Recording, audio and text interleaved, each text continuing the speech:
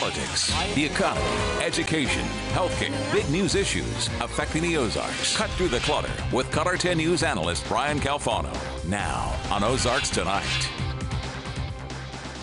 On a special Ozarks Tonight here at 9, we have our political analyst, Dr. Brian Calfano, back in studio, fresh off his trip to Egypt, looking very svelte. They didn't feed you over there. Good to see you, though. Good to see you. Welcome back. David. Last week you had an intriguing report for us that you brought us from Egypt about Christians living there in that area that's mostly Muslim. That's right, David. And tonight is the follow-up. You know, being a Christian in the Ozarks is a comfortable fit for most believers, people just like you, sitting in the pews on a Sunday morning with little fear of retribution. But how easy would it be to practice your faith in a country where Christians are the minority? Well, last week I discovered the Christian experience in Egypt is not what we in the Ozarks might expect. For one, Christians and Muslims interact frequently and often as friends.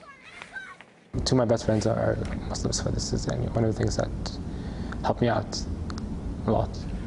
But the help Nader referred to just now is as much a part of this Christian-Muslim story as the Christian-Muslim closeness.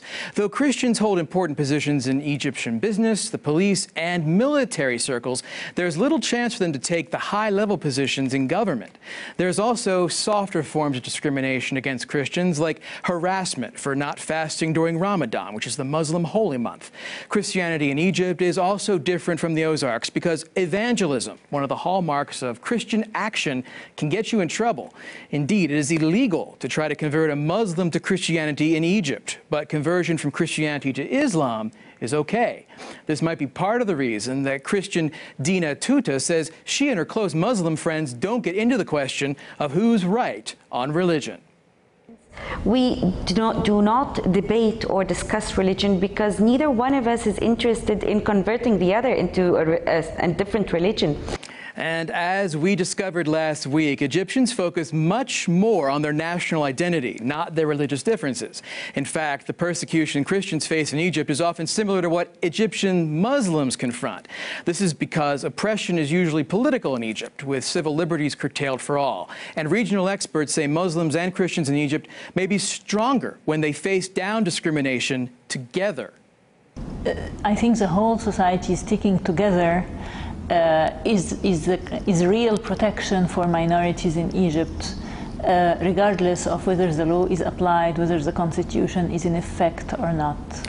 So what should Ozarks Christians take from all this? Well, first, I think celebrate our religious freedom in this country is really important. Second, protect this freedom by supporting expression for religious minorities in our own backyard. It's a great example for countries where Christians are in the minority. And third, if you're still skeptical about the fate of Egyptian Christians, take Dina up on her offer to all of our Ozarks viewers. Maybe they can come to Egypt and experience themselves the Egyptian experience. I would not classify it as a Christian/Muslim. I would call it the Egyptian experience of living side to side in pure harmony and happiness. So, pretty complex story. Thanks for sticking with it.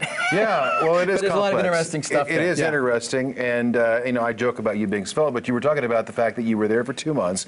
A lot of that time was Ramadan, so people fast during the day, and then they eat salad at night. But what was your biggest, you were there for obviously academia reasons and doing reporting for us, so what was your biggest takeaway from the Egyptian area? Gosh, biggest takeaway, people really do live like we do here. The kids play soccer, the kids play ball, they hang out, they ride their bikes, and people are going to work every day. It's a different world in a lot of ways. It's also very similar in many ways. Okay. We're good to have you back. Welcome.